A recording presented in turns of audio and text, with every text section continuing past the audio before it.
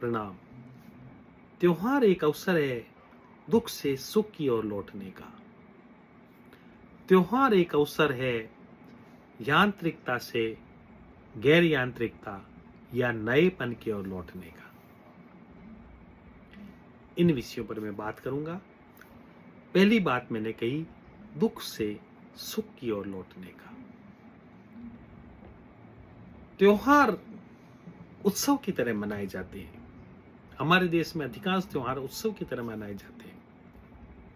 वे इशारा करते हैं कि आपके पास कैसे भी दुख हो, कितने भी दुख हो, लेकिन जब त्योहार आए तो उन दुखों को त्याग कर आप सुखी और आनंदित होएं, उत्सव की ओर लौटें, सुख की ओर लौटें। बहुत जी लिया दुख, त्योहार ब्रेक लगाते हैं उस दुख पर और कहते हैं नहीं, सुख की ओर लौटो।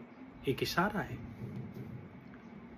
कई बार ऐसा लग सकता है कि हमारे जीवन में तो ऐसी घटना घटी है, ऐसे दुख आए हैं कि हम सुख को कैसे मनाएं। जैसे यदि कोई हमारा परिजन प्रिय व्यक्ति इस दुनिया में नहीं रहा, उस कारण से हम दुखी हैं, तो हमें लगता है कि मैं सुख कैसे पाऊं।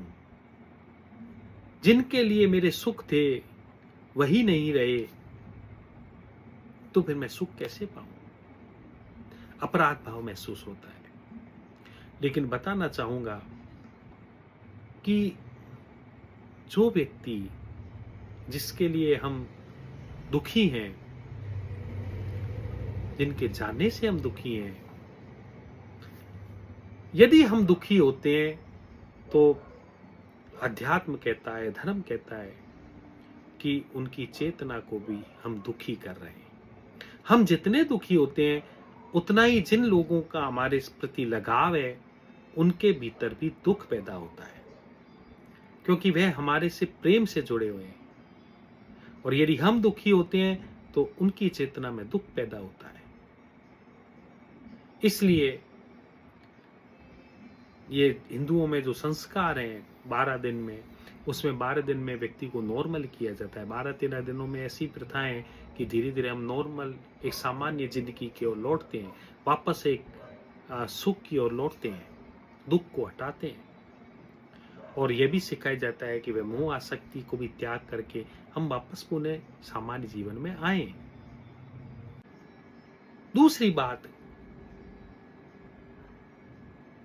यदि हमारे अपने लोग, आसपास के लोग दुखी हैं और हम सोचें कि इस कारण से हमें सुखी नहीं होना चाहिए क्योंकि हमारे अपने लोग दुखी हैं, तो मैं एक बात बताना चाहूंगा कि दुख से दुख बढ़ता है और सुख से सुख बढ़ता है। यह सूत्र है जीवन का। यदि हम में से अधिकांश लोग दुखी हैं तो उनकी दुख की तरंगें हमें भी दुखी करेंगी और हम दुखी जो होने लगेंगे, हमारी दुख की तरंगें दूसरों को भी दुखी करेंगी। दुखी व्यक्ति के साथ दुखी व्यक्ति रहता है तो दुख फैलता है, दुख बढ़ता है, कभी सुख घटित नहीं होता। और सुखी व्यक्ति के साथ सुखी व्यक्ति बैठता है तो सुख घटित होता है। तो धीरे धीरे हम दुख से बाहर आएंगे, बाहर आना शुरू करेंगे तो दूसरे व्यक्तियों के दुख भी धीरे धीरे कम होने शुरू होंगे। तो पहला तो हमें अपने पर यह प्रयोग करना होगा कि हम दुख से बाहर आए, और उसके लिए त्योहार एक अच्छा माध्यम है। दुख के इस क्षेत्र से आप बाहर आ सकते हैं, धीरे धीरे दुख से मुक्त होना शुरू हो सकते हैं, और आप जैसे जैसे दुख से मुक्त होंगे वैसे वैसे आपके आसपास के लोग भी, दूसरे लोग भी दुख से मुक्त होना शुरू कर देंगे। तो यह एक अवसर होगा जिसका आप उपयोग कर सकते हैं।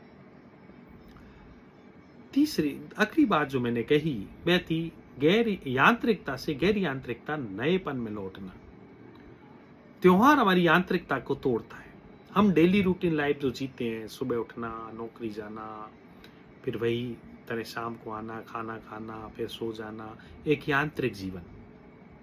त्योहार में नयापन आता है। त्योहार कुछ ना कुछ नया करवाता है। उनकी प्रथाएं, उनकी संस्कार, उनकी परंपराएं वे सब कुछ नया करवाती हैं। यानी जो हम यांत्रिक जीवन जी रहे थे, उस जीवन से बाहर आके एक नएपन के साथ जीवन को जीते हैं।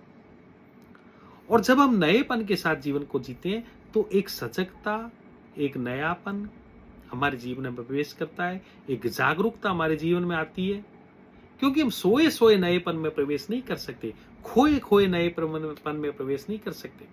आप रूटीन लाइफ में जो काम करते हैं वो तो आप खोए खोए भी कर सकते हैं, क्योंकि वे आदतन कर रहे हैं, एक मशीन की तरह कर रहे हैं, आप उसके अभ्यस्त हो गए, गाड़ी चला रहे हैं मशीन की तरह चला रहे हैं, उसके आप अभ्यस्त हो गए, उसमें कुछ नयापन नहीं है।